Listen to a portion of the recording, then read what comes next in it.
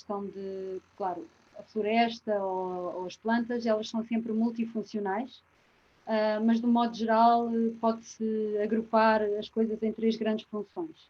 A função de produção, a função de conservação da natureza e a função de proteção. Portanto, produção, é claro, são normalmente bens, não é? Linhosos ou não linhosos. De proteção, tem muito a ver com proteger ravinas, mas também na proteção do ciclo hidrológico. E a conservação tem a ver com a conservação, portanto, da natureza, de espécies, de habitats, da funcionalidade do ecossistema. Eu queria chamar a atenção para isto por várias razões, porque, então, quando vamos fazer uma ação de reflorestação, importa perceber, apesar da floresta ser sempre multifuncional, importa perceber qual ou os objetivos que nos estão a mover. Nomeadamente, se estamos a falar, por exemplo, de proteção, em que seja proteção do ciclo da água, é muito importante nós trabalharmos bem as linhas de água, isto é, todos os vales são potencialmente uma linha de água. E muitas vezes, hoje em dia, no nosso cenário da Serra de Grândola, nós já não distinguimos pela vegetação o que é uma linha de água e o que não é uma linha de água, porque temos basicamente sobreiros em todo o lado, ou temos sobreiros a morrer em todo o lado. Então, é muito importante, numa ação de reflorestação, pensarmos em voltar a alocar e a trazer as espécies que são importantes a cada zona, para cada zona precisamente. Temos então que falar de trazer de novo estas espécies para as linhas de água. Isto são freixos, são amieiros, são salgueiros, que têm uma função super importante na retenção da água e na infiltração para o lençol freático. Quando estamos a falar, então, por exemplo, num objetivo muito importante da produção, a produção de cortiça ou de outros materiais linhosos, temos que então ver em que zonas da paisagem é importante colocá-las para que possamos assegurar essa produção e para que pronto, seja bem feita. A questão da conservação da natureza, que, por exemplo, no contexto da Ribeira Abaixo, nós tínhamos dito que eram 60% da área, é super importante. Muitas vezes, mais do que trazer espécies, também cuidar as espécies que lá estão, cuidar a regeneração natural de espécies, como, por exemplo, o carvalho cerquinho, os sanguinhos, os adernos, espécies que têm até o potencial de ser árvores, mas que no contexto atual não passam de arbustos, porque não têm um efeito... portanto, o homem acaba por não as deixar ser árvores.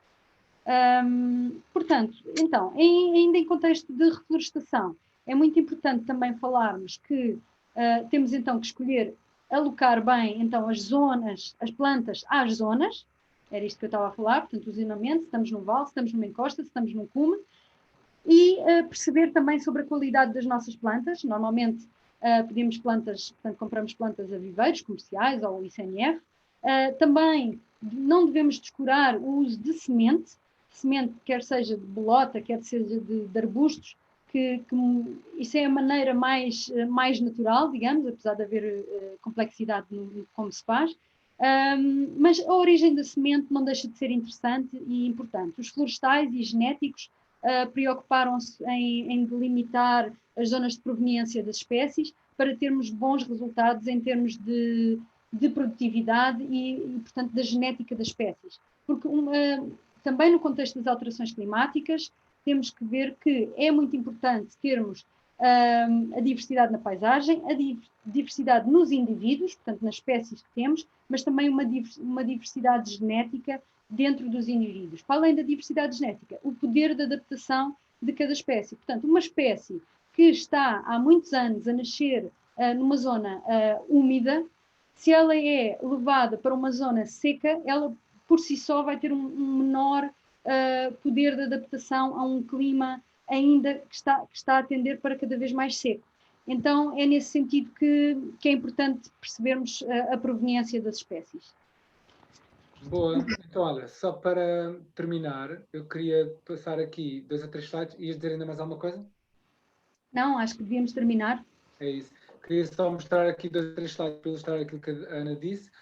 Aqui, o tal exercício de localização, portanto, aqui na herdade da Ribeira Abaixo, 100 hectares do live, onde estamos a fazer estas várias zonas, as zonas de linhas de água, aqui arroz, por exemplo, zonas de pastagens, portanto, zonas de plantação também de agrofloresta misturada com agricultura mais, ou seja, com pomares, com ervas aromáticas. Temos também uma zona de agricultura sintrópica aqui feita. Temos um conjunto de zonas e esse zoneamento é feito em função das tais espécies, mas também dos usos. Queria-vos só mostrar este slide que, no fundo, ilustra aquilo que nós estávamos a falar de florestações mal feitas. Isto está por todo o país. Estamos a gastar milhões de euros a fazer plantações que dão origem a nada, a mortalidade enorme. E o objetivo que nós queremos não é este, é este. Não é? É uma grande densidade florestal quando queremos fazer zonas de conservação ou quando queremos fazer zonas intermédias, como a Ana estava a falar, que misturem a conservação com a proteção, com a produção. E pensando aqui nesta questão da diversidade e da conservação, porque esta herdade tem uma dedicação à conservação grande e quer ter 60% da sua área, a verdade é que todas as propriedades deviam ter uma área não de 60%, mas, diria, talvez no mínimo de 10% a 15% de conservação. E se elas estiverem conectadas entre elas, então é verdade que podemos ter, de facto, um espaço para a migração das espécies, para a sua conexão e manutenção dos habitats, para a sua evolução e mudança de sítio em função também dos cenários das alterações climáticas. E, no fundo, o conservar não deve ter uma lógica de nicho, mas deve ter uma lógica de conectividade. E, portanto, integrativa, claro. Diz? Uma lógica integrativa também, que a produção não deixe de ser conservação. Exatamente. Pronto, esperamos que este tenha sido uma boa introdução à herdade da Ribeira Baixa, aquilo que nós fazemos, e até breve. Queres dizer alguma coisa, Ana? Sim, esperamos vê-los numa outra oportunidade o mais rapidamente possível e num contexto mais prático possível. Boa. Obrigada. Obrigado.